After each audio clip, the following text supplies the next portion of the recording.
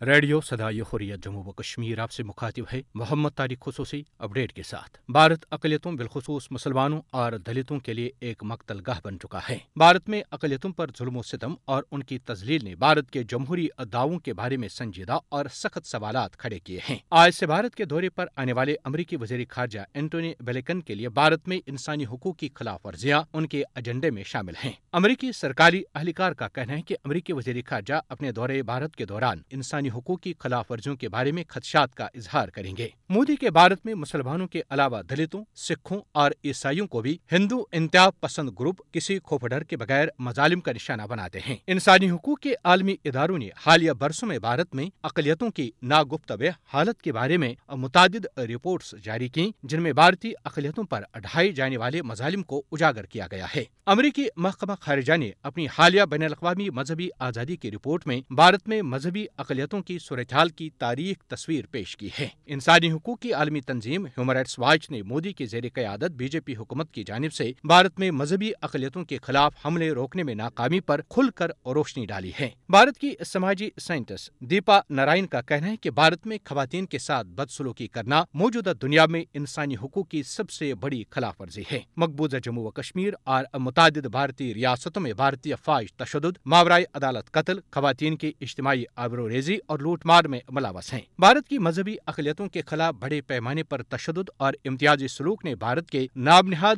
Secularism کو بے نقاب کر دیا ہے۔ بھارت میں مودی کے دوبارہ برسر اقتدار آنے کے بعد مذہبی اقلیتوں کے خلاف انسانی حقوق کی خلاف ورزیوں میں خوفناک اضافہ ہو رہا ہے۔ بی جے پی کے دوری حکومت میں بھارت میں مذہبی اقلیتوں پر ہندو بالادست قوتوں کے حملوں میں کئی گنا اضافہ ہو گیا ہے، لیکن ان حملوں میں ملوث ہندو انتہا پسندوں کے خلاف نہ تو کارروائی اور نہ ہی انہیں انصاف کے کٹہرے میں کھڑا کیا جاتا ہے۔ مودی حکومت کی جانب سے متنازع شہریت ترمیمی بل کے نام پر مسلمانوں کو دیوار کے ساتھ لگایا گیا۔ اس ترمیمی بل کے خلاف احتجاج کرنے کی پاداش میں فروری 2020 میں بھارتی دارالحکومت دہلی میں بدترین مسلم کش فسادات میں 52 سے زائد افراد کا قتل، مسلمانوں کی جائیداد و املاک، مساجد، مدارس اور درگاہوں کو جلا کر راکھ میں تبدیل کیا گیا۔ ان مسلم کش فسادات میں بی جے پی کے گنڈوں کے علاوہ بی جے پی کے وزراء، جن میں انوراگ ٹھاکر اور پرویش ورما شامل ہیں، براہ راست ملوث تھے، جبکہ دہلی پولیس نے بھی حملہ آوروں کا ساتھ دیا، جس کی بی بی سی اور دوسرے عالمی نشریاتی اداروں نے تصدیق بھی کی ہے۔ دہلی مسلم کش فسادات پر اقلیتی کمیشن نے اپنی رپورٹ میں کچھ یوں خلاصہ کیا کہ یہ محض اتفاق نہیں کہ بھارت نے انگریزوں سے آزادی تو حاصل کر لی، لیکن 89 برس بعد بھی بھارت کا مزاج نہیں بدلا۔ کمیشن کی رپورٹ میں یہ بھی لکھا گیا کہ دہلی کے شمال مشرقی علاقے میں جو فسادات رونما ہوئے اور کئی روز تک بلا روک ٹوک جاری رہے، وہ بظاہر ایک فرقے مسلمانوں جنہوں نے ایک امتیازی قانون CAA کی مخالفت کی، باقاعدہ منصوبہ بندی کے ساتھ سبق سکھانے کے لیے کیے گئے تھے۔ خصوصی اپڈیٹ ختم ہوا۔